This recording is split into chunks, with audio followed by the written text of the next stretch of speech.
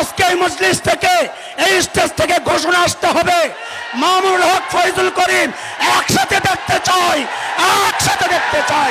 আমরা বিচ্ছিন্ন চাই না, আর বিচ্ছিন্ন চাই না, একসাথে লড়তে চাই, একসাথে মরতে চাই। বলেন বলেন, একসাথে লড়তে চাই, একসাথে মরতে চাই। আজকে ঘোষণা শুনতে চাই, আমরা শুনতে চাই ইনশাআল্লাহ, ইনশাআল্লাহ। আল্লাহর নবীর ইজ্জত রক্ষায় মাদ্রাসার ছাত্রদেরকে নিয়ে আমাদের মুরব্বিরা শাপলা চত্বরে গিয়েছিলেন। ফ্যাসিস্ট হাসিনা আমাদের বুকে গুলি করে ঝাঁঝরা করেছিল, তাদেরকে আমরা ক্ষমা করব না। আল্লাহর কসম খায়া বলি, তোমরা উলামায়ে দেওবন্দের ইতিহাস জানো না।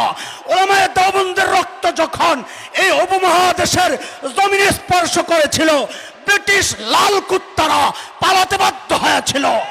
উলামায়ে দেওবন্দের রক্ত যখন আফগানিস্তানের জমিনে স্পর্শ